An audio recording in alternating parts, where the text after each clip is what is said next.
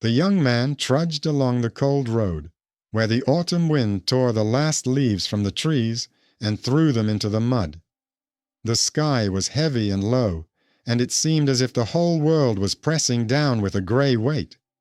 He did not walk quickly. His boots were torn, and his steps sank into the clay. Since morning, he had been looking for odd jobs at the fair, but no one needed extra hands. He had no food or warmth left, only an old cloak and a couple of coins. At a bend in the road, he noticed a hunched figure. An old woman was sitting right on the ground, covered in rags, shivering so much that it seemed as if she would be blown away by a gust of wind. She whispered that she was freezing and would die without warmth. The young man stopped. He himself had little, but his heart would not allow him to pass by. He took off his cloak and threw it over the old woman.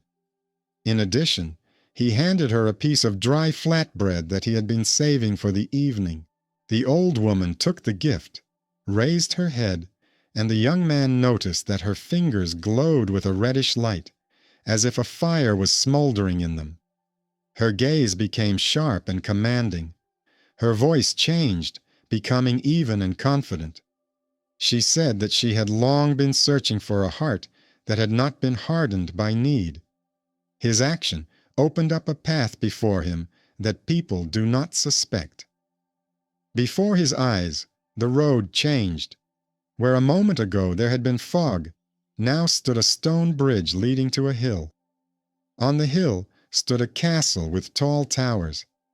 The old woman stepped forward and told the young man to follow her. This was her gift for his kindness. The castle would be his if he could keep it and prove himself worthy. The young man entered. The gates swung open by themselves. A fire flared up in the fireplace in the great hall, and the benches and walls seemed to come to life. The old woman said that the castle had kept its owner for many years, but with ownership would come trials, and only those who were strong in spirit would be able to remain. The next morning, the young man woke up alone. The old woman was gone, but the castle had not disappeared. It was real, with storerooms where grain and salt were kept, with an armory where rusty swords and armor stood. Rumors that a new owner had appeared on the hill quickly spread through the villages. People flocked to the castle, some seeking protection, others seeking work. The young man did not turn them away. He shared his supplies and gave them shelter. Gradually, a community gathered around him.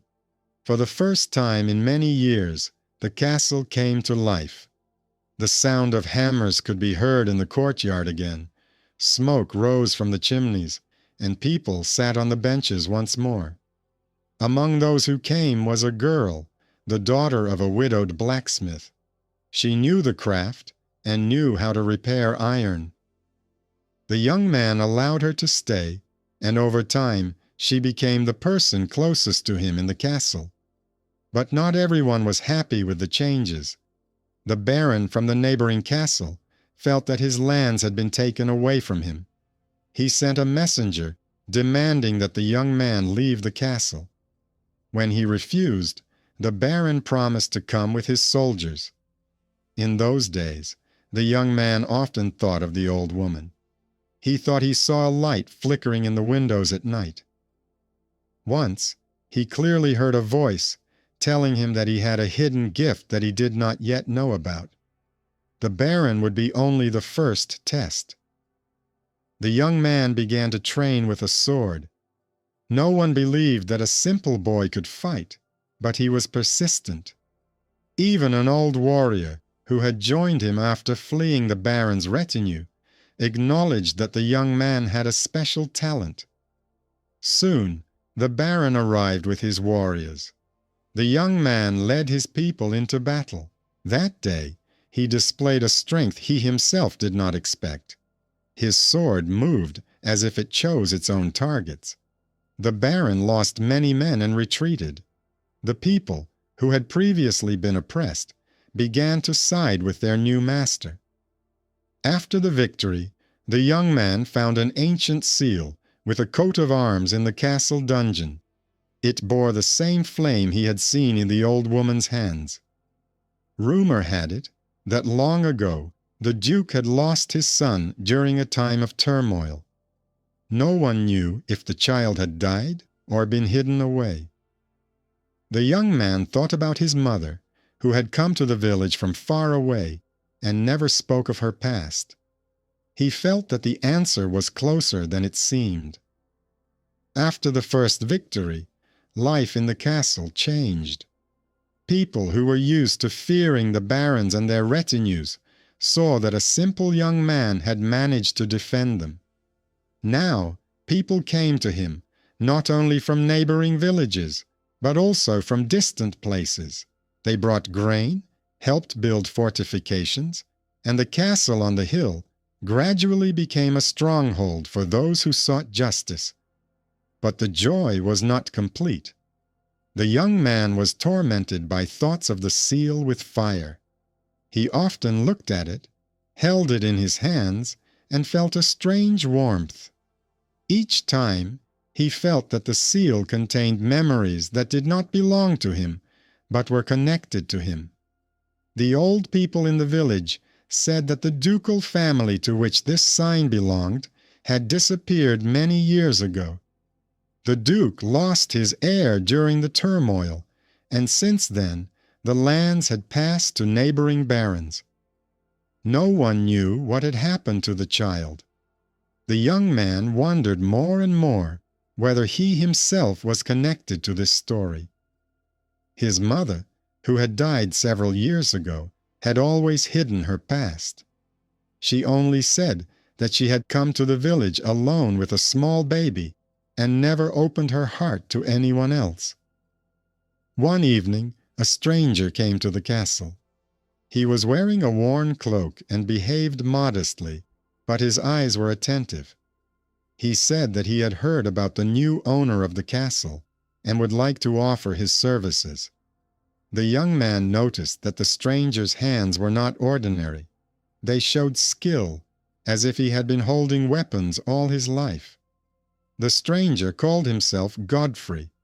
He did not say much about himself, but quickly showed that he was more skilled with a sword than most.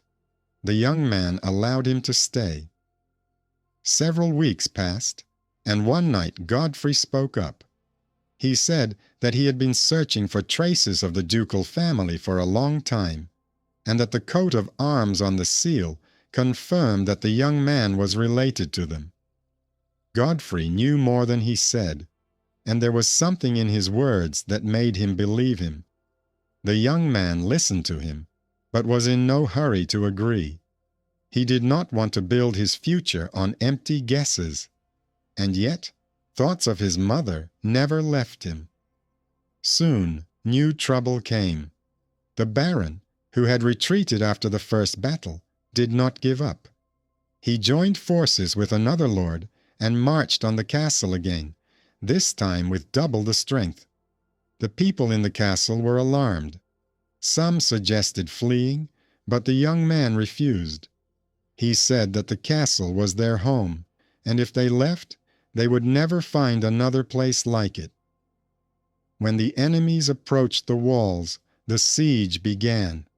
The castle held out for several days, but their strength was waning. It seemed that defeat was inevitable. And then something happened that no one expected. On the third day, a detachment of armed horsemen approached the walls. At the head of the group rode a gray-haired man in rich armor. He introduced himself as a knight who had once served the Duke and said that he had heard about the new owner of the castle. He recognized the coat of arms on the seal that the young man had shown the elders, and realized that the Duke's heir was alive. This knight and his men came to the defense of the castle. They were few in number, but they turned the tide of battle. The barons, who had not expected resistance from seasoned warriors, retreated. The people in the castle welcomed the knight as their savior. After the victory, the knight told them more. He said that long ago, during a time of turmoil, the duke's baby had been secretly taken away to save him from assassins. He had been hidden in the wilderness, and no one knew where he had grown up. Now everything fit together: his age, his mother's story, and the coat of arms.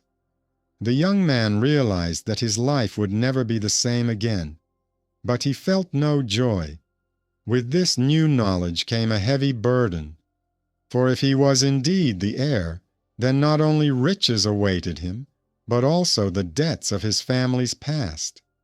Godfrey, the stranger who had appeared earlier, confirmed the knight's words.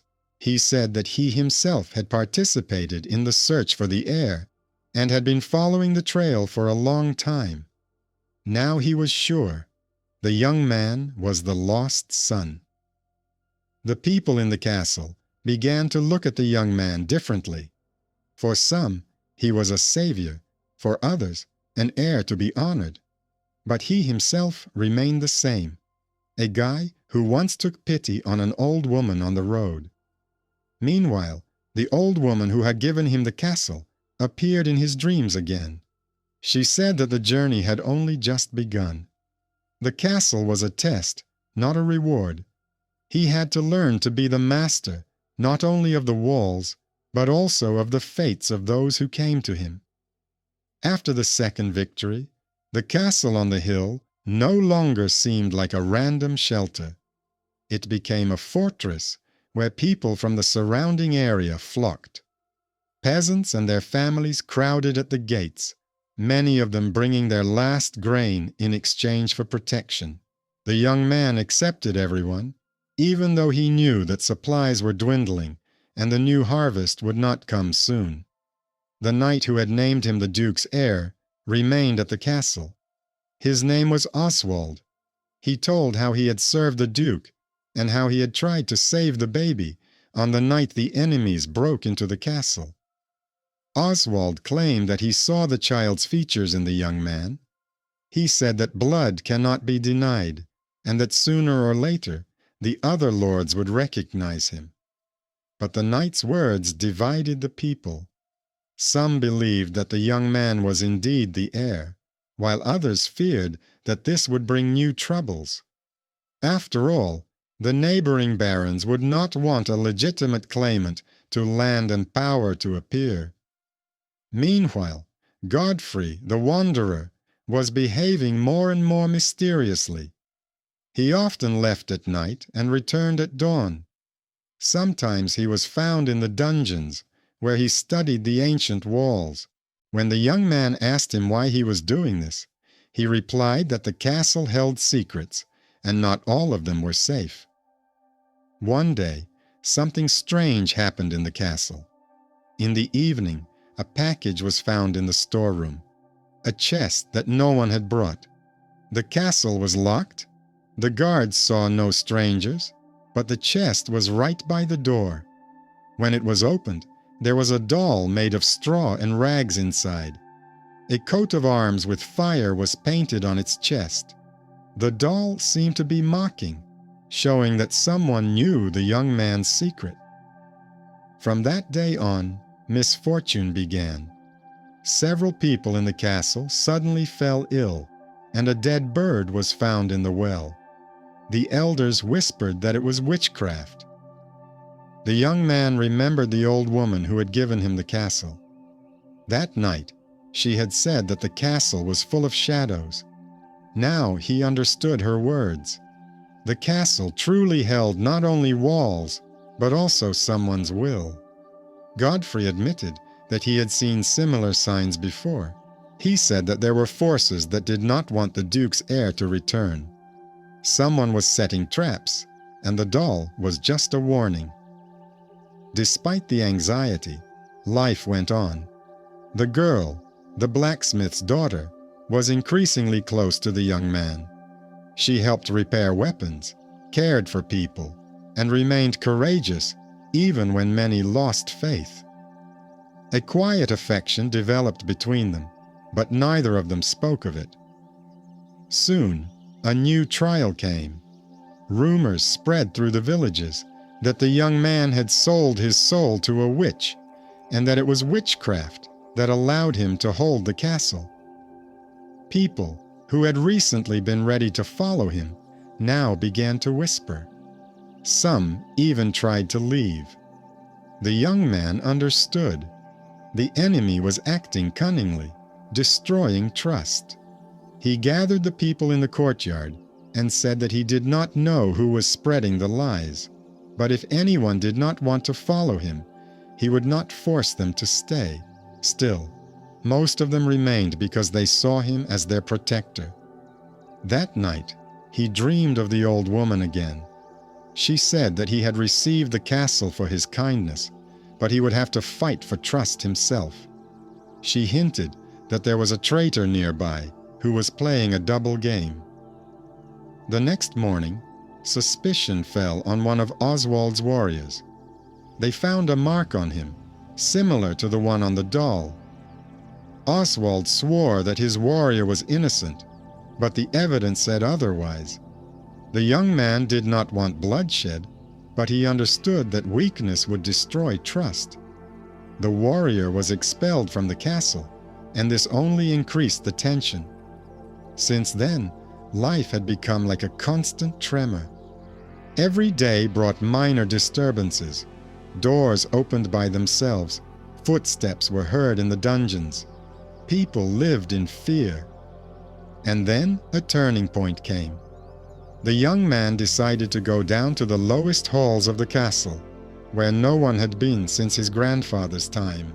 There, he found a hall with ancient drawings on the walls. They depicted the same coat of arms with flames, and next to it, the figure of a woman with burning hands. He realized that the castle was originally associated with the power of witchcraft. At that moment, Godfrey approached him. He confessed that he had been looking for this place himself. He said that the old woman the young man had met on the road was known among the people as a witch who guarded old oaths. She chooses those who have shown kindness and tests them, granting them power for a reason. The young man realized that his destiny was connected not only with the blood of the dukes, but also with this secret power. After the ancient drawings were revealed in the dungeons, the young man realized that the castle had been connected with secret magic from the very beginning.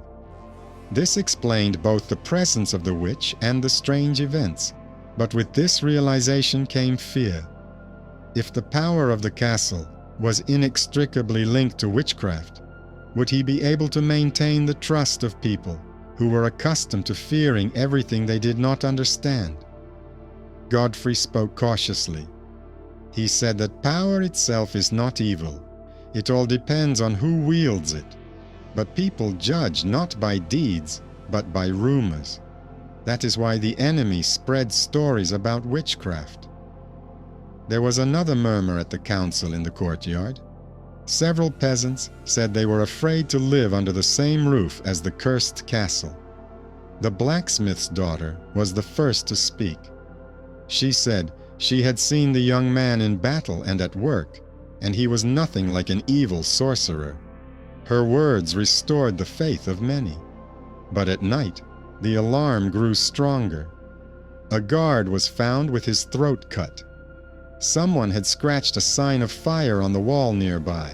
Everyone decided that it was a sign of a witch, but the young man was sure that it was the work of a human, not a supernatural spirit. He gathered the soldiers and ordered them to search every corner. It soon became clear that one of Oswald's men had disappeared. It was a warrior who had been expelled earlier, but was still secretly hiding in the castle. Suspicion fell on Oswald himself. Oswald was furious. He said that he had not betrayed anyone, and that his warrior could not have acted alone, but there was no evidence to support him. A quarrel broke out between Oswald's supporters and the young man's people. The castle was on the verge of division. the young man decided on an unexpected move. He himself went down into the dungeons to find the traitor.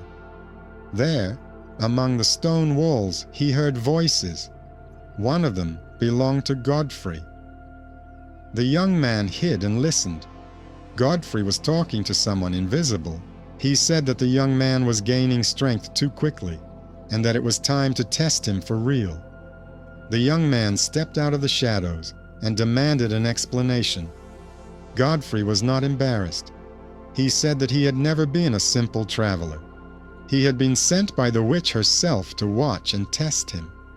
All the misfortunes that had befallen the castle were part of the test. Even the doll in the chest was his doing. He wanted to see if the young man could hold on to power without losing the trust of the people. The young man was shocked. His heart was filled with anger, but he restrained himself. Godfrey said that the trials were not over yet. If the young man was weak, the castle would burn down with him. If he was strong, he would become the true master. He spoke these words coldly and calmly, as if he were talking not about the fate of living people, but about a chessboard. The young man expelled him from the castle, but Godfrey left without fear, as if he had expected this. He said in parting that he would return on the day when everything was decided. After his departure, the castle lived in alertness. People doubted who was an enemy and who was a friend. Oswald remained reserved, but the young man saw in his eyes a deep resentment for not being believed. During those days, the blacksmith's daughter became especially close to him. She kept the weapons in order, helped in the yard, and spoke simple words to the people that gave them strength. The young man realized that without her, the castle would have lost heart long ago. But the troubles did not end there. Soon, news came that the united barons were gathering an army. This time, they wanted to wipe the castle off the face of the earth before it became too strong.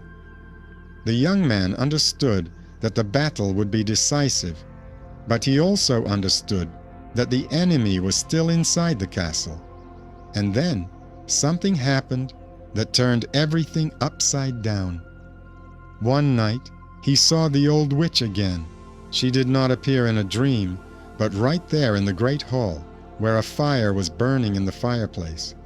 She said that the trials were coming to an end, and that now everything would be decided by the young man's choice. She revealed a secret. His mother was indeed the Duke's wife.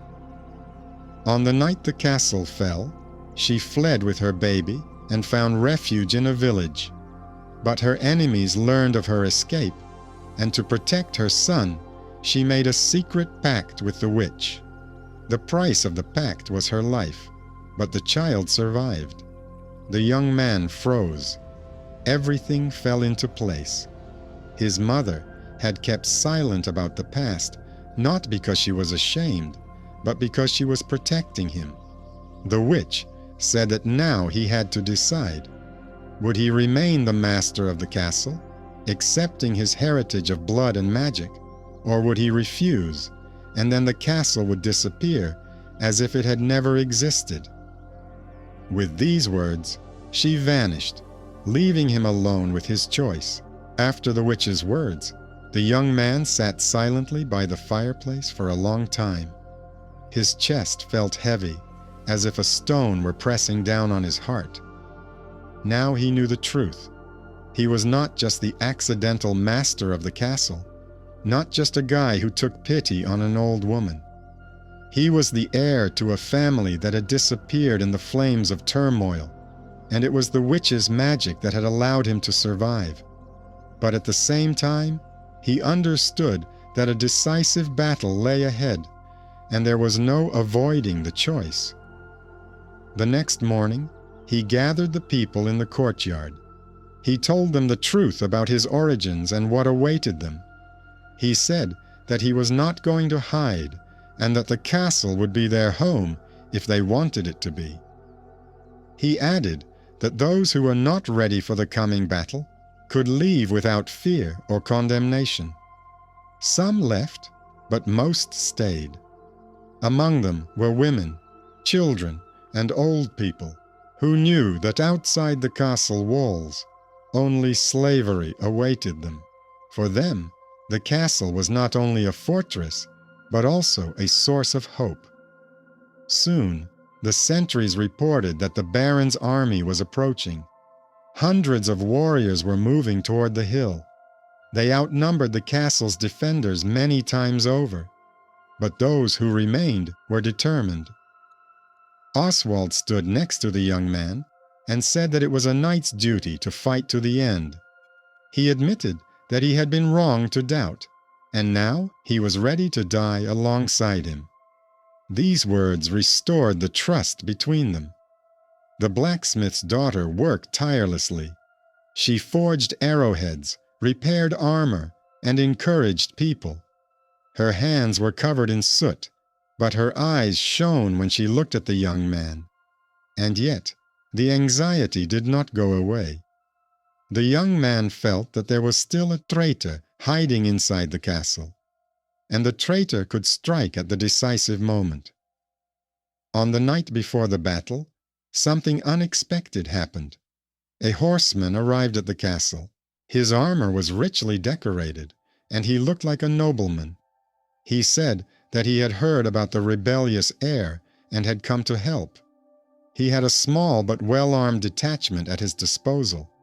People wondered if it was a trap, but the young man felt that this man was telling the truth. The horseman introduced himself as Lord Adalbert. He said that he had once served the Duke and owed him his life. Now he considered it his duty to support the heir. His appearance changed everything.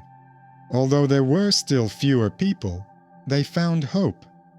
The young man realized that this was the unexpected benefactor the witch had spoken of. At dawn, the siege began. The barons set up catapults and launched an attack. Stones struck the walls, and flaming arrows fell on the roofs. But the defenders held their ground. Oswald fought on the walls. Adalbert led his men in sorties, and the young man himself fought where it was most difficult.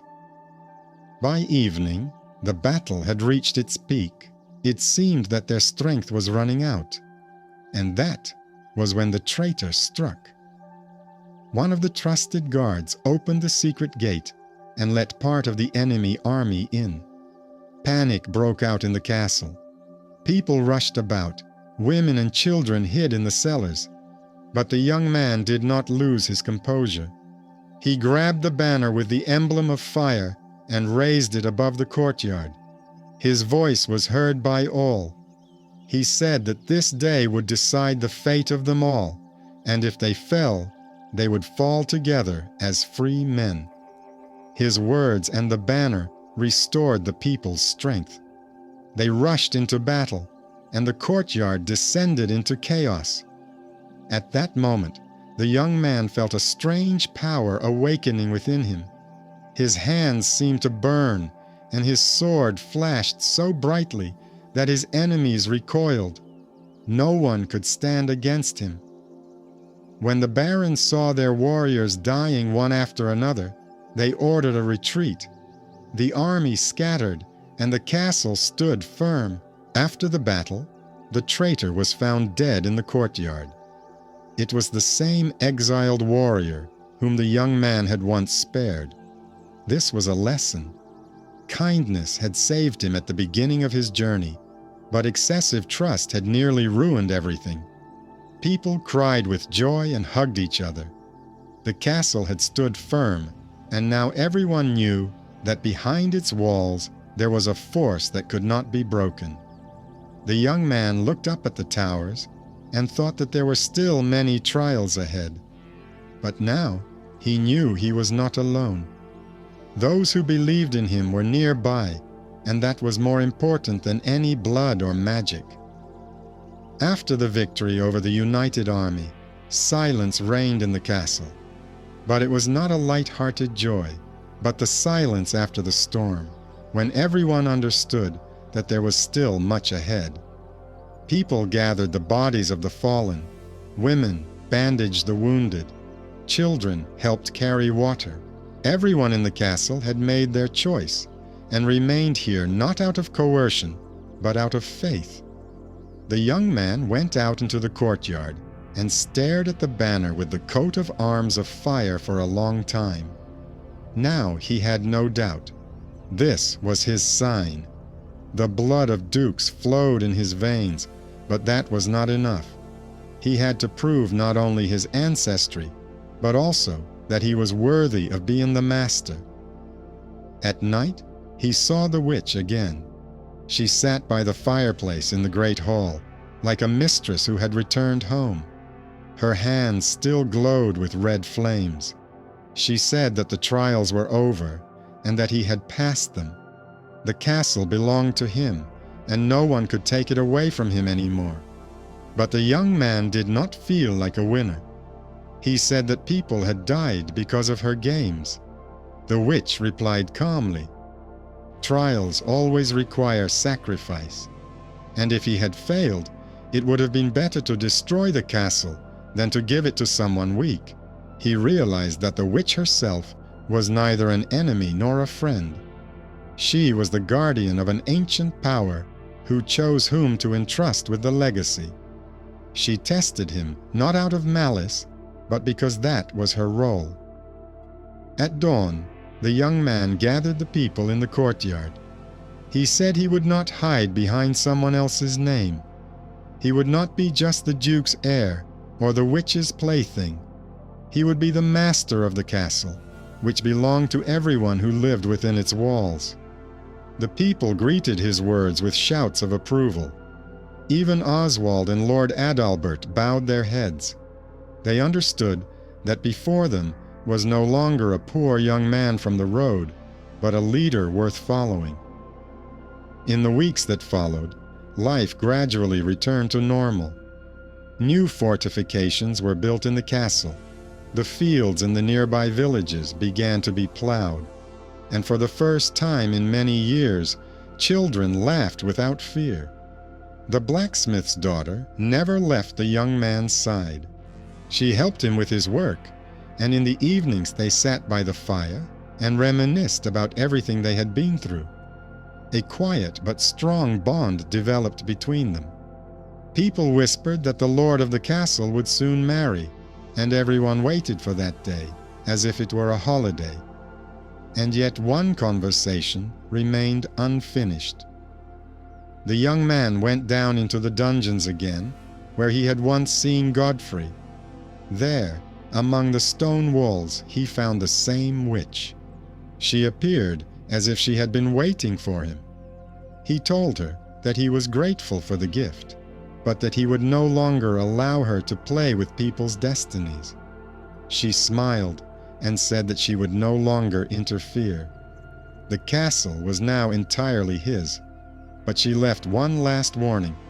Any power lasts only as long as its owner remains true to himself. If he forgets the mercy with which it all began, the castle will collapse. After these words, the witch disappeared for good. Months passed. The castle became the center of a new life. Peasants came here as if to a refuge, and no one dared threaten them anymore. The defeated barons did not dare to return. They understood that now behind the walls stood not a boy, but a ruler chosen by fate itself. On the day the young man first called the castle his home, he went out onto the walls and looked into the distance. The hills were green, the fields full of life, and he understood. The real reward was not the towers and walls, but the people who had entrusted their destinies to him. And then he remembered that cold day when he took pity on the shivering old woman by the road.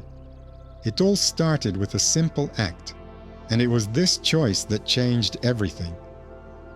From that day on, the young man was no longer called simply the lord of the castle. He became known as the just ruler, and his name was passed from mouth to mouth, not as the name of a ruler, but as the name of a man who once showed kindness and managed to withstand all trials. Thus ended the journey from a cloak given to a beggar to a castle filled with people and light. And everyone who heard this story understood. True power is born not in blood or weapons, but in the choices a person makes when no one is watching.